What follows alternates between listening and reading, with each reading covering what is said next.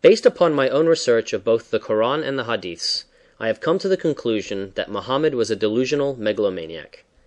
Everything that is allegedly revealed to him in his Quran centered entirely upon himself, his own selfish persona. Will you verify this based upon the Mohammedan records themselves? In fact, it is almost impossible for any thinking human being to come to any other conclusion based entirely on a small sample of the following verses from the Quran and Hadith that are self-evident in their meaning. Al-Baqarah 2.104. You of faith, say not to the Prophet words of ambiguous import like listen to us, but words of respect, and obey him. To those who don't submit, there is a grievous punishment. Al-Nisa 4.12. Those who obey Allah and His Messenger will be admitted to gardens to abide therein, and that will be the supreme achievement. But those who disobey Allah and His Messenger and transgress will be admitted to a fire to abide therein. 4.65. They can have no faith until they make you, Muhammad, judge in all disputes, and find in their souls no resistance against your decisions, accepting them with complete submission. 4.80. He who obeys the Messenger obeys Allah. 4.114. He who disobeys the Apostle after guidance has been revealed will burn in hell. Al-Ahzab 33.36. No Muslim has any choice after Allah and His Apostle have decided a matter. You, Muhammad, may have whomever you desire. There is no blame. 33.53. O ye who believe, enter not the Prophet's apartments until leave is given you for a meal. Linger not for conversation. Lo, that would cause annoyance to the Prophet. Such behavior bothers him. He is ashamed to dismiss you, but Allah is not ashamed to tell you the truth. 33.56. Allah and His angels shower blessings on the Prophet. So believers, send your blessings on him and salute him with all respect. Those who speak negatively of Allah and His Apostle shall be cursed. Al-Fath 48.10.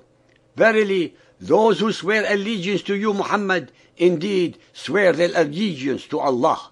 It is evident from the verses above that Muhammad and Allah are on the same level of importance and reverence. Whatever does not please Muhammad, the same with Allah. Al-Qaf 49.1. Believers, be not forward in the presence of Allah and His Messenger. Raise not your voices above the voice of the Prophet, nor speak loudly around him. Al-Hashr 59.6. Allah gives His Messenger lordship and power over whomever He wills. Al-Tahrim 66.1. O Prophet, why forbid yourself that which Allah has made lawful to you? You seek to please your consorts. Allah has already sanctioned for you the dissolution of all your vows. This verse, very conveniently, justifies Muhammad to have sex with as many and any women that his heart desires. Al-Qalam 68.4. You, Muhammad, are an exalted character of tremendous morality. Al-Kawthar 108.3. For he who insults you, Muhammad, will be cut off. Bukhari 1.14. The Prophet said, none of you will have faith till he loves me more than his father, his children, and all mankind. Bukhari 1.331. The Prophet said, I have been given 5 things which were not given to anyone else before me. 1. Allah made me victorious by terror. 2. The earth has been made for me. 3. Booty and plunder has been made lawful for me, yet it was not lawful for anyone else before me. 4. I have been given the right of intercession. 5. Every prophet used to be sent to his nation only, but I have been sent to all mankind. I refrain from making any comments on this, and would very much like to read what our listeners think. Bukhari 4.203. I heard Allah's Apostle saying, he who obeys me obeys Allah, and he who disobeys me disobeys Allah. Muhammad and Allah are one and the same. Bukhari 4.732.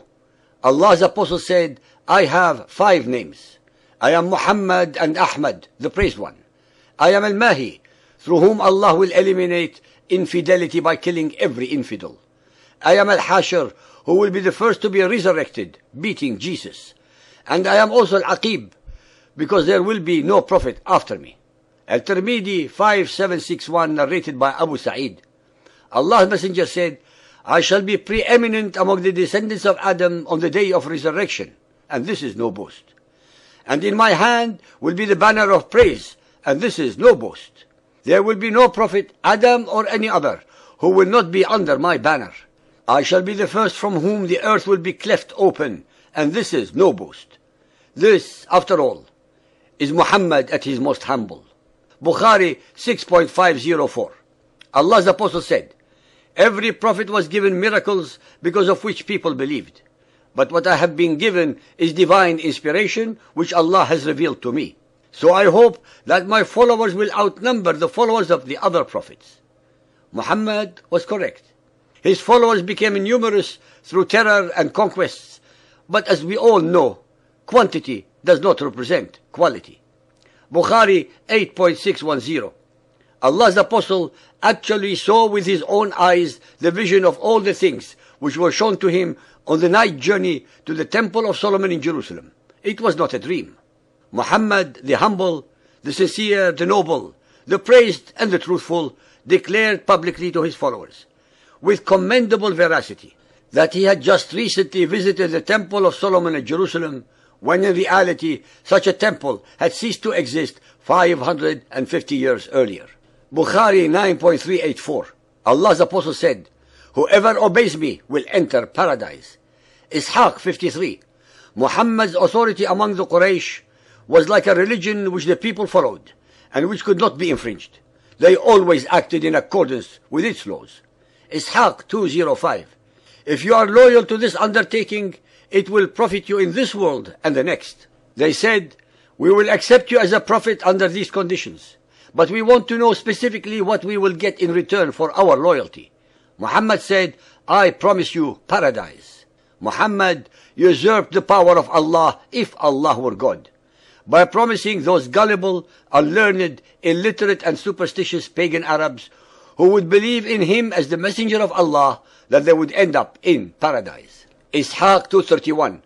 Whenever you differ about a matter, it must be referred to Allah and Muhammad. Ishaq 391. O people, this is Allah's apostle among you. Allah has honored and exalted you by him. So help him and strengthen him. Listen to his commands and obey them. Tabari 6.134. Men of the Khazraj, do you know what you are pledging yourselves to in swearing allegiance to this man Muhammad? Yes, they answered. In swearing allegiance to him, we are pledging ourselves to wage war against all mankind. Even 1400 years ago, some of the most unlearned, illiterate and simple people among the pagan Arabs concluded that they were declaring total war against all human beings who do not believe as they do. They were more realistic and intelligent than most of our political and theological leaders of today. Ishaq 471.